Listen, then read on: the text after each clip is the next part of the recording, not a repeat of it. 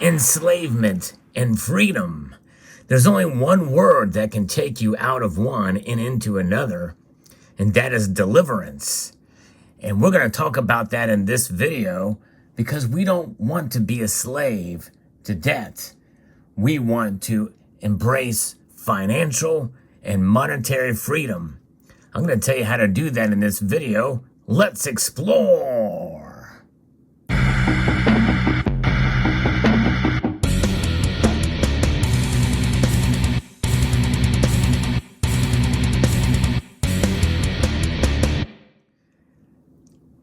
Many of you are aware that most nations around the world are incurring massive amounts of debt. In fact, here in the United States, we are $31 trillion in debt as I record this video, and deficit spending is through the roof. That is what contributes to debt. We're not alone. Other nations around the world have the same problem, and that leads to further problems in those nations and less confidence in the currencies that circulate there. Turkey is a prime example with inflation through the roof. Many folks and citizens in Turkey are starting to accumulate more gold coins. And I think that is something that we're starting to see in other nations around the world as well. As the governments are trying to print their way out of money problems, well, you can't only do that for so long before people lose faith in those currencies. And we know that to be the case. We've seen it time and time again. There are nations around the world who have surpassed just regular financial problems in their countries with massive hyperinflation, where they've had to reset their currencies time and time again. True is the case where we go round and round and do the same thing over and over again, expecting a different result. That's a definition of insanity. Modern monetary theory in practice. Of course, it's not modern. It's really has not much to do with money other than just destroying it. And it's really not a theory that has been practiced that has had any kind of result other than negative consequences. And so we should look to try to free ourselves from the enslavement that is debt. And what you're seeing laid before you here is an example of a way to do that. I don't even need to say the words. But let's go back. Let's talk a little bit about this. We are now living in a bankrupt global system. You can reach a point when the value of printed money dies, and whatever a leader promises can no longer be bought with these fiat currencies. And what is a fiat currency? It is a currency that is backed by the full faith and credit of the government that issues it. And many people can scoff at that, but right now it appears to be working, at least to some degree, but it will only work until it doesn't. Because these monies, especially what we're seeing here in places like Venezuela, when this was printed, it was worth a whole lot more then than certainly it is now. And these currencies have very little intrinsic value. I won't say they have zero intrinsic value, but, sooner or later, the only value that's going to be in these notes is going to be the paper they're printed on. Or, in some cases like here, it's going to be the polymer notes that they're printed on. That's right. Some of them are made of plastic these days. But that can only last for so long either, and it can melt away. Paper or cotton fibers, they can burn away very easily. History has dealt with the punishment of non-payment of debt in a variety of ways. As I reference an article here from Zero Heads, as shared with me by a friend, in the early Roman Republic around 2,500 years ago, there was a debt bondage called nexum. In simple terms, a borrower pledged his person as collateral, his physical body. If he didn't pay his debt, he was enslaved often for an undetermined period. That's right. You don't pay your debts, then you are sold into slavery, or you are, collateralized into slavery. So now here in modern times, it would mean that the majority of people, especially in the West, would all be debt slaves today. The big difference today is that most people are debt slaves but they have physical freedom. Since virtually nobody, individuals, companies, or sovereign states, neither has the intention nor the ability to repay debt, the world now has a chronic debt slavery problem, big time. And there's a little cartoon with this. It says, modern slaves are not in chains, they are in debt. And I'll tell you what, being burdened by this debt instrument, as you can see here on this note, it says, this note is legal tender for all debts, public and private.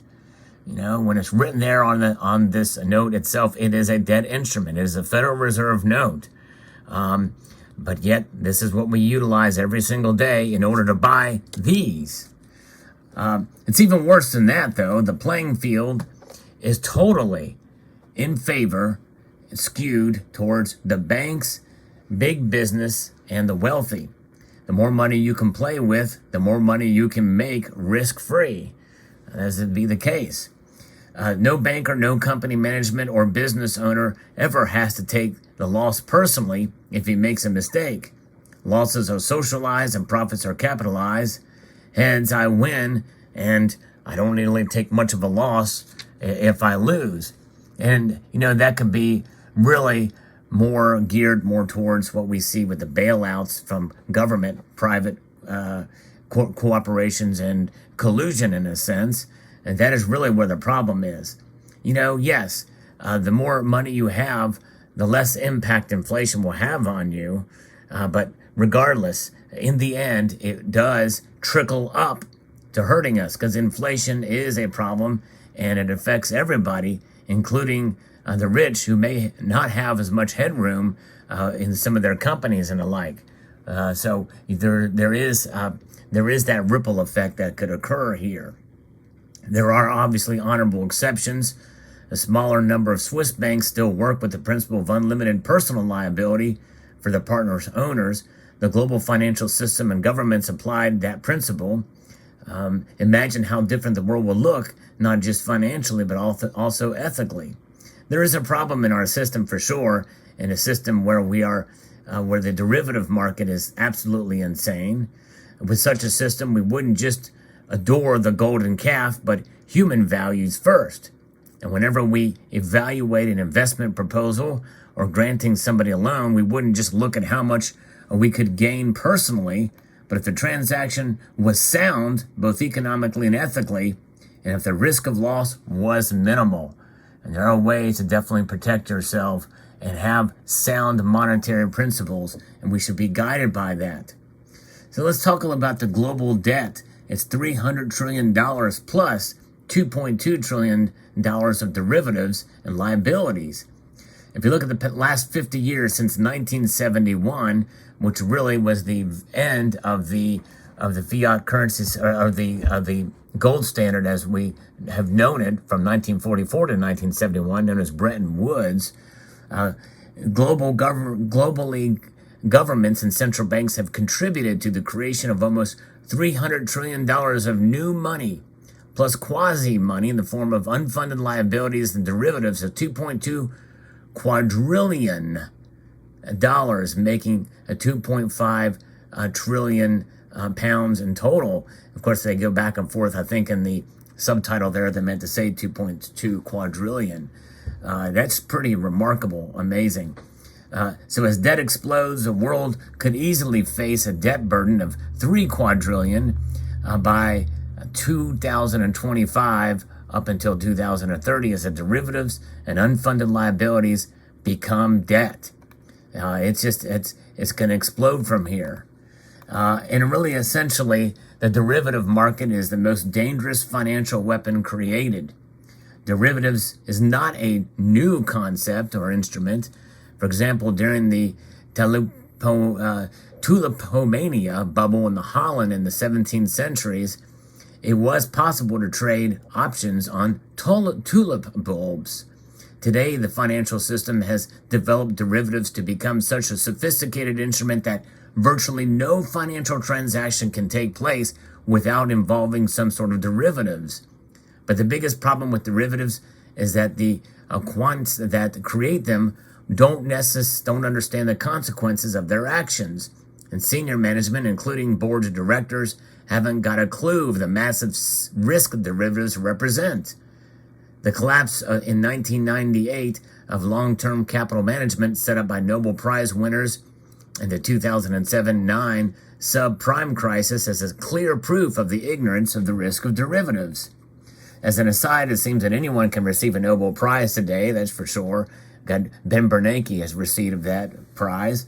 But what we have to understand is that the committee which chooses the winner of the Nobel Economy Prize is a Swedish Riksbank, central bank, which is filled with a lot of the Keynesian modern monetary theorists that are out there. Derivatives have been a massive profit earner for all banks involved. They were initially created as defensive hedge instruments, but today they are the most dangerous and aggressive financial instrument of destruction. Just 10 years ago, global derivatives were 1.2 quadrillion. Then the Bank of International Settlements in Basel decided to halve the values to 600 trillion overnight by changing the basis of calculation. But the 1.2 quadrillion risk was still remained at the time. Since the over-the-counter derivatives have seen an explosive growth just like all financial assets. The beauty of OTC derivatives from the issuer point of view is that they don't need to be declared like derivatives traded on exchanges. Today, there are not just interest rate or forex derivatives, those foreign exchanges. No, these instruments are involved in virtually every single financial transaction. Every stock and bond fund involves derivatives. And today, most of these funds consist of only synthetic instruments and contain none of the virtual stocks or bonds they represent. And so, central banks, they've got to vacuum these derivatives. These derivatives, which some of us now estimate to be over 2 quadrillion, is what will bring the financial system down if it's not dealt with. And so, essentially, with that being said, it's debt. Debt is enslavement, and protection is critical. And so what do? I would not participate in that market anymore.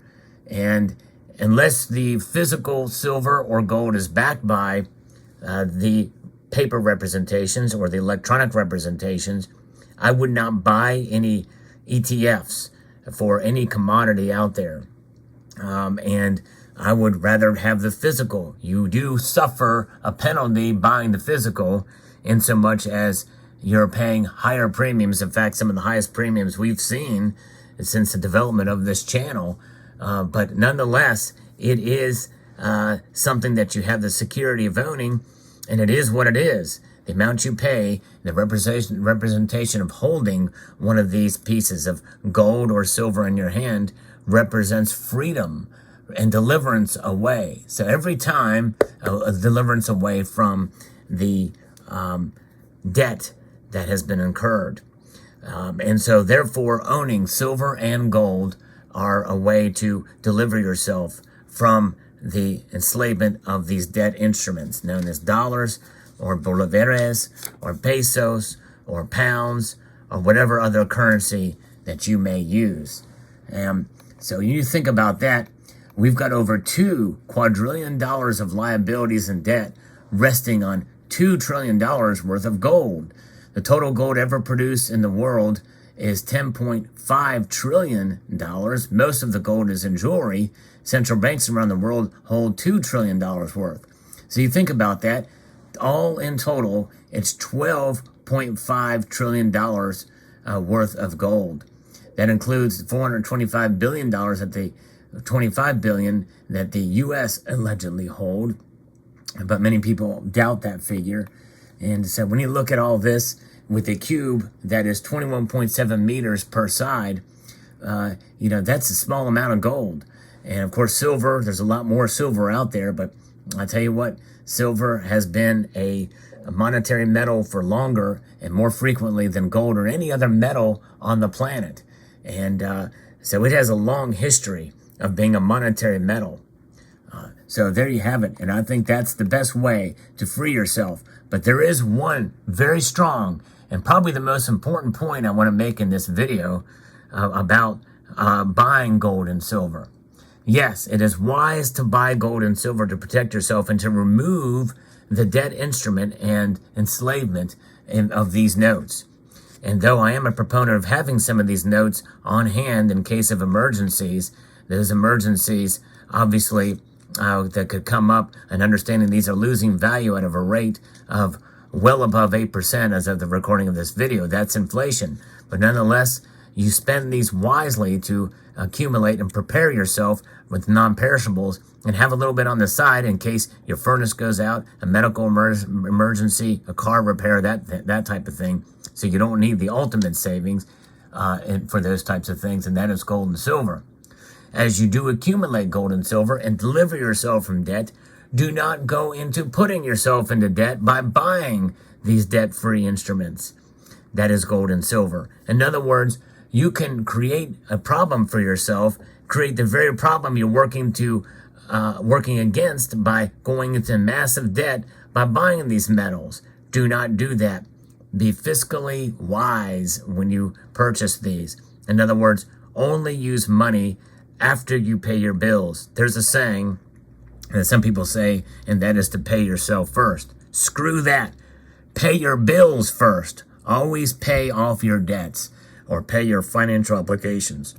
What's left over is what you use to convert your fiat dollars into, or fiat money into sound money.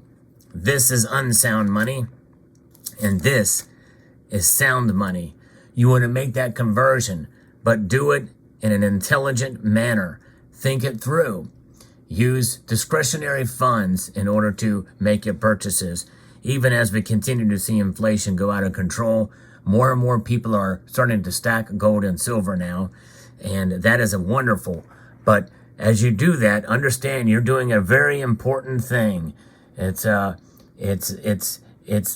praiseworthy, and it's awesome, because the more people that do that, the more people that wake up to what we have been talking about for years in this community, the more people that wake up to the practice of sound money and accumulation of sound money and holding and stacking, the better off the whole society will be. And that includes, nation states and cultures and the like. The best thing to do is to stack silver and gold, but to do it smart.